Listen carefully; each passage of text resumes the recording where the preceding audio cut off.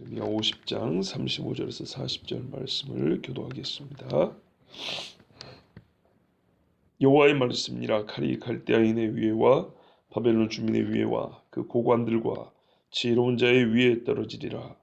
칼이 장하는 자의 위에 떨어지니 그들이 어떻게 될 것이며, 칼이 용사 위에 떨어지니 그들이 놀랄 것이며, 칼이 그들의 말들과 병거들과 그들 중에 있는 여러 민족의 위에 떨어지리니 그들이 여인들같이 될 것이며, 칼이 보물 위에 떨어지리니 그것이 약탈되리라. 가뭄이 물 위에 내려 그것을 말리니 이는 그 땅이 소박한 신상의 땅이요 그들은 무서운 것을 보고 실성하였습니다. 그러므로 사막의 들짐승이 승냥이와 함께 거기에 살겠고 타조도 그 가운데 살 것이요 영원히 주민이 없으며 대대에 살 자가 없으리라. 여호와의 말씀입니다. 하나님께서 소돔과 고모라와 그 이웃 성읍들을 기업하듯이 거기에 사는 사람이 없게 하며 그 가운데 머물러 사는 사람이 아무도 없게 하시리라. 아멘. 여호와 하나님이 바벨론에 멸망시킬 칼을 보내셨습니다.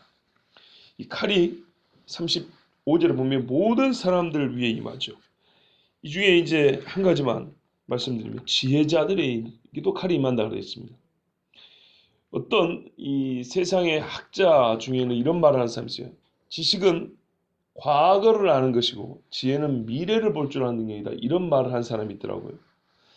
뭐 그 말이 꼭 다 옳은 건 아니지만 나름 일리가 있는 말이죠.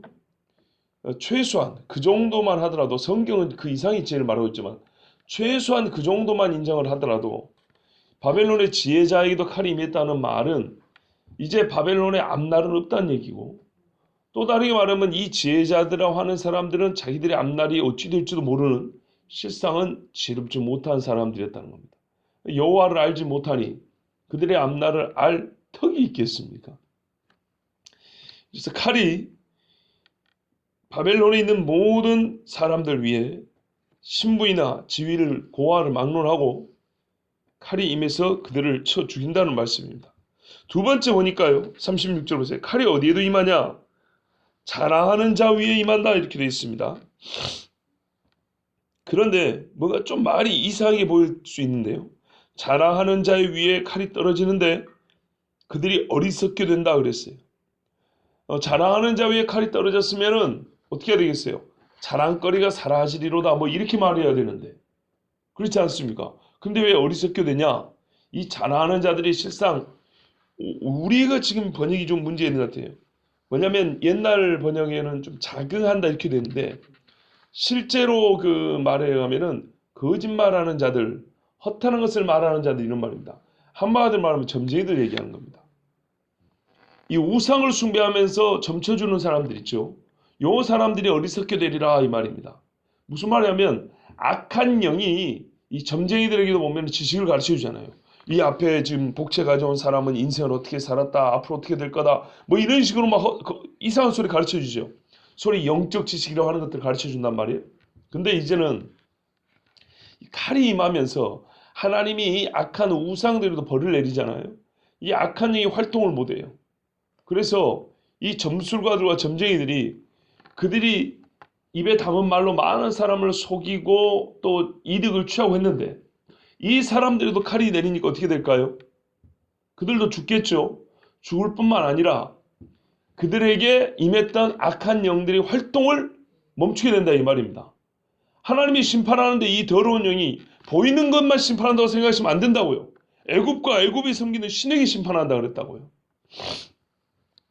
옛적에 애굽에서 점치고 그 사수를 부렸던 사람들을 지배했던 그 악한 영들, 모세가 왔을 때 지팡이로 뱀을 만드니까 그 놈들도 뱀 만들고 흉내냈던 놈들 꼼짝을 못하게 된다 이 말입니다.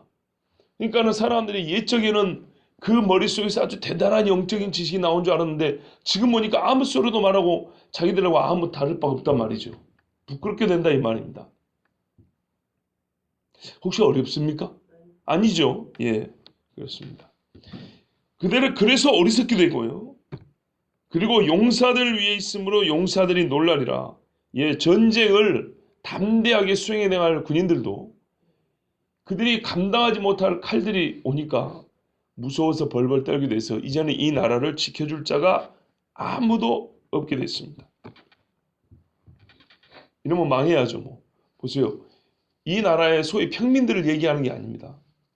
그 사람들 정치적으로나 뭐랄까요, 지적으로나 영적으로나 군사적으로나 이 나라를 이끈다고 하는 사람들 위해 칼이 임해서 그들이 갖고 있던 것을 다 잃어버리게 만들고요.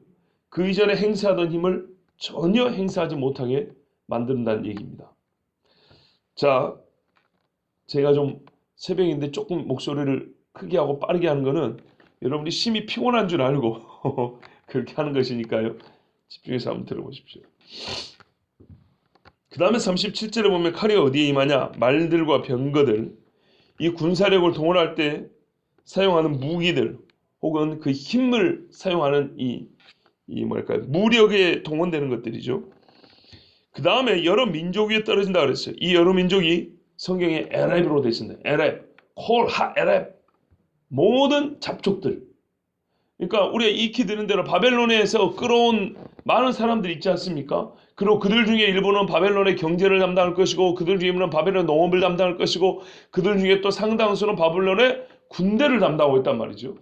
그런데 이 사람들이 어떻게 해요? 옛날에 애굽의 동맹군이었던 사람들이 다 도망간 것처럼 도망을 간다 이 말이에요.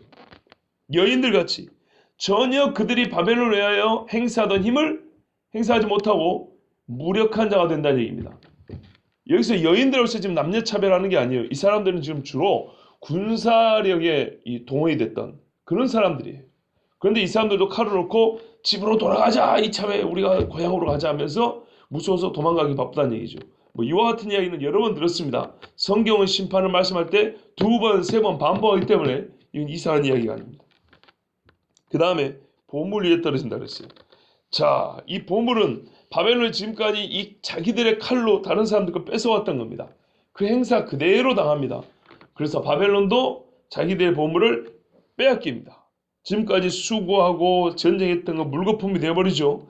자, 여기까지 보면 한마디로 칼이 떨어지는 자들마다 그 본래 힘, 본래의 자리 다 잃어버리게 되고요. 칼은 파괴하고 무너뜨리고 분리시키고 처음 것들을 보지 못하게 만드는 절대적인 힘, 하나님의 심판의 도구로 나타납니다. 그렇죠. 죽음의 위협 앞에 인간의 모든 자랑과 힘은 아무것도 아닌 것입니다. 그렇다면 이 칼을 보낸 여호와 앞에 사람이 어떻게 해야 되겠습니까? 이제는 하나님을 두려워하고 겸손하게 무릎을 꿇어야 되겠죠. 바벨론은 때가 늦었어요. 옛날에 유다도 그런 것처럼 바벨론은 미안하지만 그런 깨달음을 얻을 사람들이 못 됐어요. 그래서 다 이 칼에 망했습니다. 두 번째, 하나님이 이 나라를 파멸시킬 때 보낸 재앙이 있습니다. 그게 뭐냐면 가뭄입니다. 자, 원래는 쭉 봐야 되는데 제가 지금 어제 33절과 34절 분리해서 읽었죠. 33절하고 34절에는 어떤 얘기가 있냐면 이스라엘과 유다 자손을 학대한 바벨론 얘기가 있어요. 그래서 이 바벨론에게 하나님이 어떻게 했다고요? 싸운다 그랬죠. 그러니까 사실은 이 칼이 이 첫 번째 죄에 대한 하나님의 징벌이에요. 아시겠습니까? 지금 33절부터 40절까지 두 가지 심판의 형태가 나타났는데 하나는 칼이요, 하나는 가뭄입니다. 그런데 바벨론의 두 죄가 연결되어 나옵니다. 하나는 이스라엘과 유다를 학대하고 핍박한 죄요. 두 번째가 지금 이 38절부터 나오는 우상 숭배입니다. 그러니까 칼은 이스라엘을 치고 이스라엘을 멸망시킨 데에 대한, 이스라엘을 학대한 데에 대한 하나님의 심판이고, 그 다음 지금 38절부터 읽은 가뭄은 바벨론이 역시 우상을 숭배하고 하나님을 대적한 죄, 영적으로 크게 대적한 이 죄에 대한 징벌이 되겠습니다. 원래는 한꺼번에 봐야 되는데 시간이 많이 가서 지금 제가 나눠본 겁니다. 자, 이제 두 말씀 33절부터 연결해서 이해가 되시죠? 자, 지금 그러니까 이제 한 달 안에 끝난 겁니다. 물론 이스라엘 학대한 죄나 우상 숭배한 죄가 어떻게 완전히 분리되겠습니까? 칼과 가뭄이 어떻게 완전히 분리되겠냐고요. 그렇지만 일단 크게 나누면 이렇게 두 죄에 대하여 하나님 두 가지 각기 다른 심판을 내리신 겁니다. 자, 이제 두 번째입니다. 가뭄이 주어지는데요. 이 가뭄이 내린 이유는 보세요. 38절에 그 땅이 조각한 신상의 땅이기 때문이다 그랬어요. 또 무서운 것을 보고 실성하였습니다 그랬어요. 이것 때문에 가뭄을 내립니다. 자, 첫 번째, 이 가뭄이요, 두 가지로 이해할 수 있는데, 첫 번째가 뭐냐면 바벨론은 해자라 그러죠. 적군이 쉽게 이 성을 함락시키지 못하도록 성 주변으로 물을 이렇게 가둬놓은 겁니다. 이게 연못이, 큰 연못이 몇십몇 폭이 되는 연못이 성을 두르고 있는 겁니다. 캄보디아 앙코르와트에 가보면 엄청난 그 성이 있어요. 땅이 어마어마하게 넓습니다. 그 구경하면 며칠 걸립니다. 그런데 거기를 마치 강폭과 같이 넓은 물이 이렇게 돌고 있습니다. 성으로 들어가면 돌다리를 지나가야 됩니다. 거기다 악어 몇 마리 키우면은 못 들어오겠죠. 화살을 쏴도 저기 거의 뭐 닿을까 말까 닿게 하지만은 그 정도 멀어갖고 사람 죽이 어렵다 싶을 정도죠. 중국에 가면은 제일 큰 성이 자금성이잖아요. 자금성도 역시 삥 둘러서 물이 돌고 있습니다. 예, 거기도 몇십 미터 폭이 됩니다. 이런 식으로 해놓은 거예요. 그러니까는 다리가 아니면 건너갈 수도 없고 배를 타고 한다기도 어렵고, 그죠? 찔끔찔끔 가는 족족 위에서 화살 쏘면 죽을 거 아닙니까? 한꺼번에 와 몰려가야 성을 함락하는 거죠. 찔끔찔끔 갖고는 안 됩니다. 바벨론이 그 어마어마한 성이 둘레가 몇십 킬로라는 뭐 하는 그런 소리가 있는 이 어마어마한 성이 물로 둘렸다고 생각해 보세요. 어떻게 그걸 함락시키겠습니까? 그런데 이 고레스 왕이 어떻게 되냐? 성경에 보면 물 위에 가뭄이 내려서 물을 말려버린다 그랬죠. 맨 땅처럼 지나간다 그랬죠. 이 고레스 왕이 어떻게 했냐면요, 길을 다른 데 돌려버렸어요.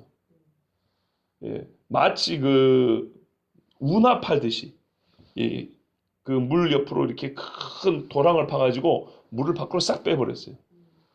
그럴 줄은 몰랐죠. 그 많은 물을 퍼낼 수 있겠습니까? 물길을 돌려버리면 되는 거죠. 그래가지고 맨 땅처럼 해가지고 파들어가는데요, 물이 고여있던 땅은 또 이게 잘 파질 거 아닙니까? 뭐 땅속으로 파고 들어가도 되고, 뭐 이런 식으로 해가지고 바벨론 성을 순식간에 함락을 시켜버렸어요. 이걸 얘기하고 있는 것입니다. 예, 하나님께서 단시간에 이 바벨론 성을 돌고 있던 해자 이 물들을 돌려가지고 함락시키는, 첫 번째 이걸 얘기하고 있고요. 두 번째, 이 가뭄, 물 위에 내리는 가뭄이 뭐냐면 말 그대로 땅을 건조하게 만들어버린 거죠. 파종을 못하게 만들어버립니다. 파종할 사람이 이렇게 만들어버립니다. 우리가 16절에 이미 읽었어요. 한번 보시겠습니까? 16절에 뭐라고 되어 있냐면, 파종하는 자와 추수때에 낫을 잡은 자를 바벨론에서 끊어버리라. 사람들이 그 압박하는 칼을 두려워하여 각기 동지에로 돌아가며 고향으로 도망하리라 그랬어요. 자, 여기서 사람들은 칼을 두려워해서 이 잡족들이 다 떠나버리죠. 그런데 동시에 어떻게 해요? 하나님이 사람만 쫓아버린 게 아니라 땅을 건조해서 사람이 살아도 곡식을 심고 거두지 못하게. 그런데 또 자연스럽게 못 사니까 떠나가지 않겠습니까? 뭐 농사가 돼야 말이죠. 먹을 게 있어야 살 거 아니에요. 그래서 앞으로 농사지을 사람마저도 없게 만들어버린 거죠. 왜 이렇게 하십니까? 어느 민족이나 동일한 죄에 대해서 하나님이 동일한 형벌을 내는데, 이 동일한 죄가 바로 우상 숭배였어요. 보세요. 조각한 신상의 땅이요. 조각한 신상의 땅 자체를 신상으로 설명합니다. 오죽이나 많이 신상을 세워놨습니다. 이렇게 말을 하겠어요. 그냥 단순히 너희가 우상을 숭배하였다 정도가 아니고, 바벨론적에는 온통 우상, 이 새겨놓은 조각상들이 천지에 가득한 거예요. 그래서 하나님이 이 땅 전체가 창조주를 거역하기 때문에 그 땅 전체를 이렇게 창조주의 은혜를 거둬버립니다. 레위기 26장 16절을 보면 이 창조주 하나님을 근본적으로 부정한 우상 숭배에 대해서는요, 창조주 하나님이 모든 피조물로 내리는 그 창조의 은혜를 거둬버립니다. 그게 뭐냐면, 하늘을 철과 같게 하며 너희 땅을 놋과 같게 하리라 그랬어요. 무섭죠? 하나님 앞에 드리자는 이 교만한 마음들, 창조주를 거역하는 마음에는요, 하늘이 철, 땅은 놋, 비가 안 내리고요, 땅에 심어봐야 다 말라 죽어버린다는 얘기입니다. 근데 이 한 번만 말씀한 게 아니고 신명기 11장에도 보면, 마음에 미혹하여 돌이켜 다른 신들을 섬기며 그것에 절하게 되면 하늘을 닫아 비를 내리지 않냐고 땅이 소산을 내지 않게 하므로 너희가 하나님이 주신 땅에서 속히 멸망할 것이다. 신명기 28장에도 보면 네가 악을 행하여 하나님을 잊어버리면 내 머리 위에 하늘은 노시되고 내 아래 땅은 처리될 것이다. 이렇게 됐어요. 무섭죠. 우상 숭배하면 반드시 이렇게 된다 그랬어요. 여러분 멀리 볼 필요 없습니다.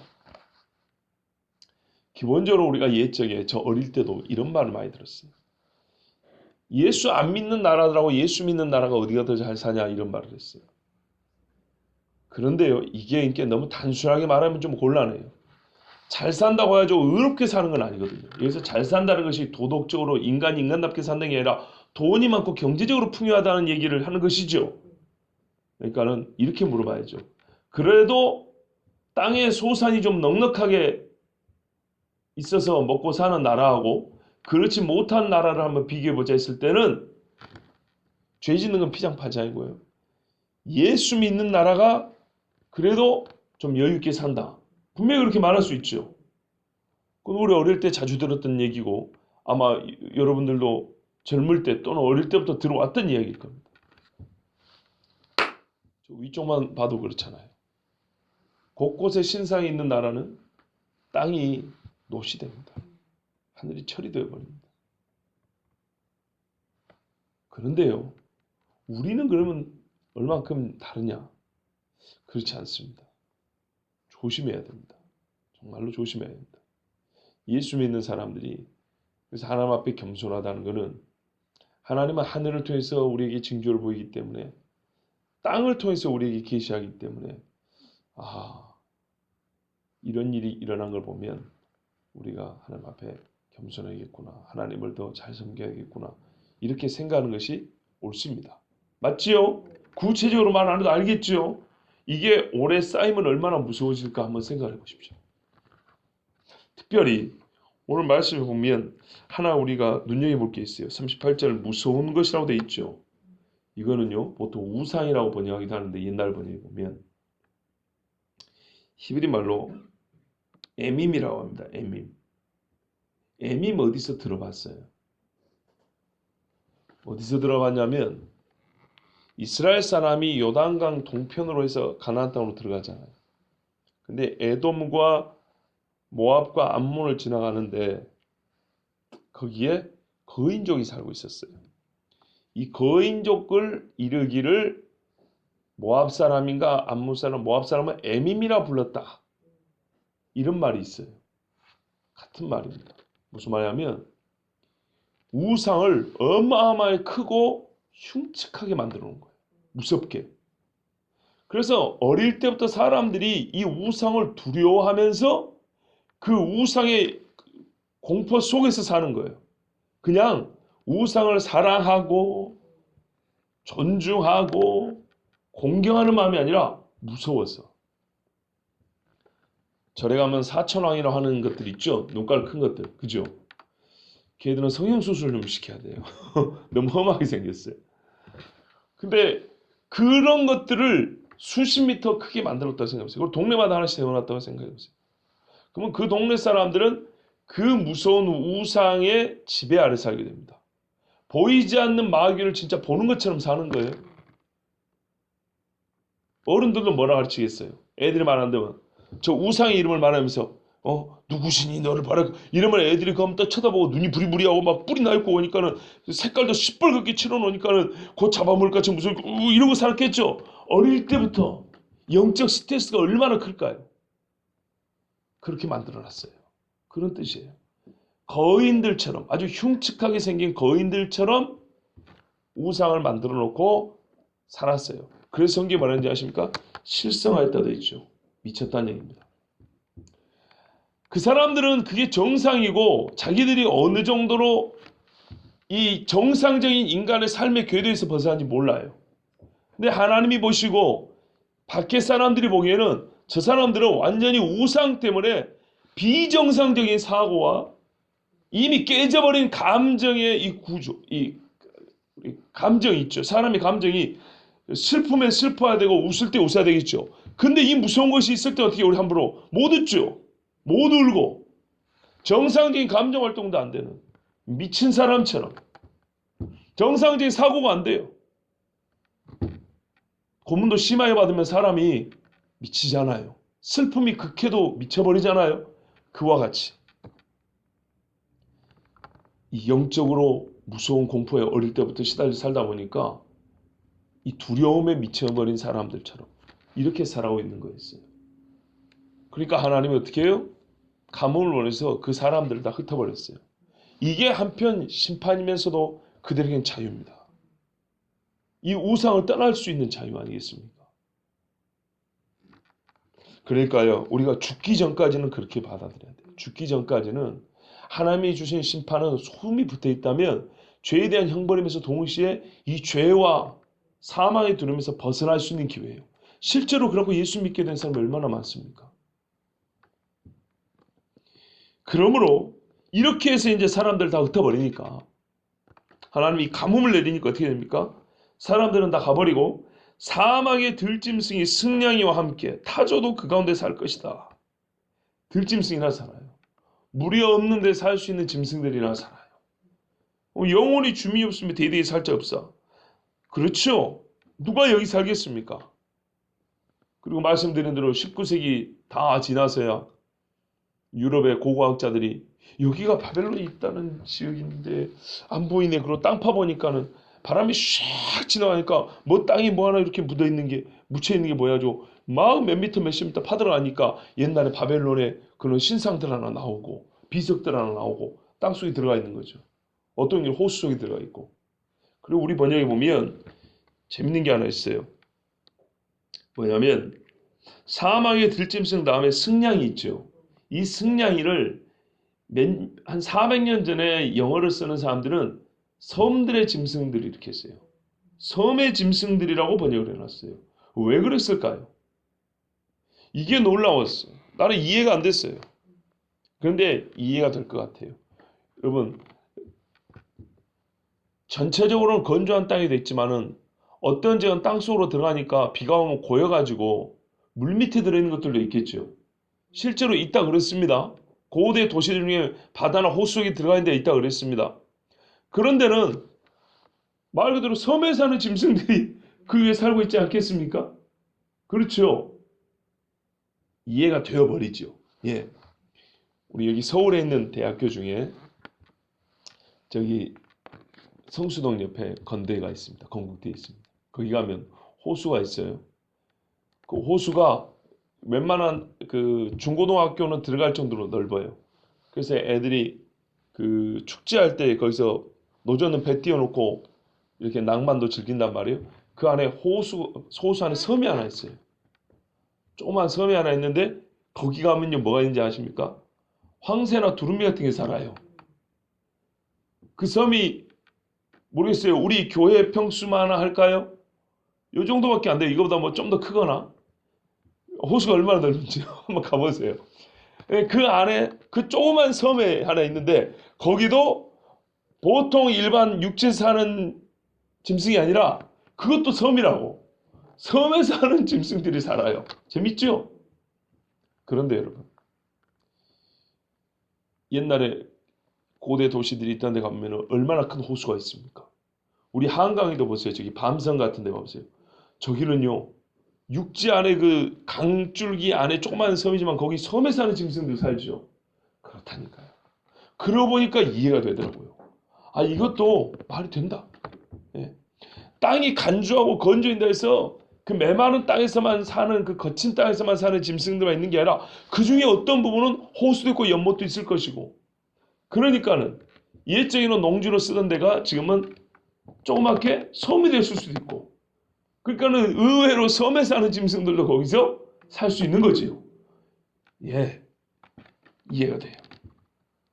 거기 또 올빼미 같은 것들, 타조 뭐 이런 것들이 살고요. 전혀 사람은 살지 못해야 된다 그랬습니다. 일찍이 이사야 선지자도 같은 예언을 했습니다. 이사야 13장 19절에서 22절 한번 읽어드리면요. 열국의 영광이요 갈대아 사람의 자랑하는 놀이기가 된 바벨론이 하나님께 멸망당한 소돔과 고모라 같이 되리니 그곳에 거주할 자가 없겠고 거처할 사람이 대대에 없을 것이며 아라비아 사람도 거기에 장막을 치지 아니하며. 이게 중요하죠. 아라비아, 아랍, 에렙 섞여 사는 물이라 그랬죠. 아까 섞여 사는 무리들도 떠났다 그랬죠. 그래서 원문으로 볼 필요가 있는 거예요. 아까 우리가 읽은 말씀이 뭐라고요? 37절인가 보면은 그랬죠. 여러 민족의 위에 떨어지니 이렇게 돼 있죠. 이 여러 민족이 히브리 말로는 에랍이고, 이 에랍은 어떤 뜻이라고요? 섞인 사람들, 그런 뜻이라 했죠. 섞였다는 거죠. 그래서 이 섞인 사람들이라는 뜻으로 아라비아라는 말이 나왔다 그랬어요. 예. 그러니까 보세요. 말씀이 얼마나 정확한가. 이사야는 뭐라고요? 아라비아 사람도 거기에 장막을 치지 아니하며 목자들도 그곳에 그들의 양떼를 쉬게 하지 아니할 것이요. 소위 오늘날 베두인들 말하는 겁니다. 오직 들짐승들이 거기에 엎드리고 부르짖는 짐승이 그들의 가옥에 가득하며 타조가 거기에 깃들이며 들량이 거기에서 뛸 것이요. 그의 궁성에는 승냥이가 부르짖을 것이요. 그러니까 옛날에 궁유로 썼던 데는 일이나 이런 여우 같은 것들이요. 화려하던 궁전에는 들깨가 울 것이라. 그의 때가 가까우며 그의 날이 오래지 아니하리라. 여러분 이게 이사야 때입니다. 이사야가 예언한 거예요. 이사야 때는 히스기야 시대고요. 아직 바벨론은 힘을 쓰지도 못하고 아수르가 통치하던 시대입니다. 아수르가 힘을 떨치던 시대입니다. 아수르 군대 18만 5천 그때 예언한 거예요. 바벨론 이야기를 벌써부터. 그대로 39절 40절에 말씀하고 있죠. 자 40절 보세요. 여호와의 말씀이라 하나님께서 소돔과 고모라와 그 이웃 성읍들을 뒤엎었듯이. 아까 이사야서에 소돔과 고모라 나왔죠. 예.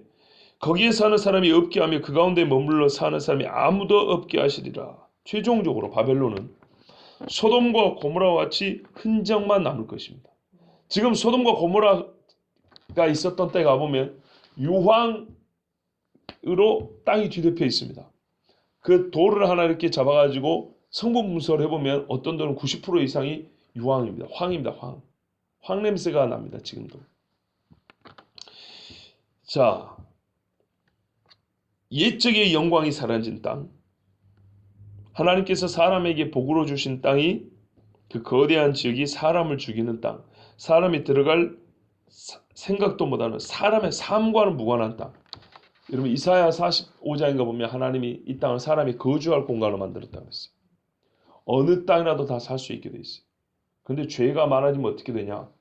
인간의 역사를 보면요. 갈수록 살지 못하는 땅이 많아집니다. 버리는 땅이 많아져요. 그거를 겨우 기술로 극복을 합니다. 자연 상태로는 살 수 있는 땅이 점점 줄어듭니다. 그러나 어떻게 된다고요? 기술로 겨우 조금씩 극복하죠. 줄어드는 그 양에 비해서는 기술로 극복할 수 있는 땅의 넓이가 크지 않습니다. 이게 창조주 하나님을 거역한 자들이 창조주의 은혜를 스스로 버린 죄이기 때문입니다. 우상숭배라는 죄는. 그래서 하나님이 그 죄값대로 창조주가 베풀 은혜를 거둬버립니다. 여러분 우리가 지금 바벨론의 심판에 대해 두 가지 큰 죄를 받습니다. 하나는 하나님의 백성 이스라엘을 학대하고 핍박한 죄요. 하나는 창조주를 대적하고 우상을 숭배한 죄입니다. 그래서 칼로 하나님의 백성을 대적한 그 죄에 대해서는 칼로 심판을 내리고, 기근, 가뭄이란 것은 창조주 하나님이 이 땅에 사는 피조물인 인간에게 내리는 가장 원초적이고 어떻게 보면 원초적이지만 최고로 큰 복이 뭐냐면 비가 내린다는 겁니다. 햇빛과 비를 내린다는 건데요. 그런데 이걸 거둬버립니다.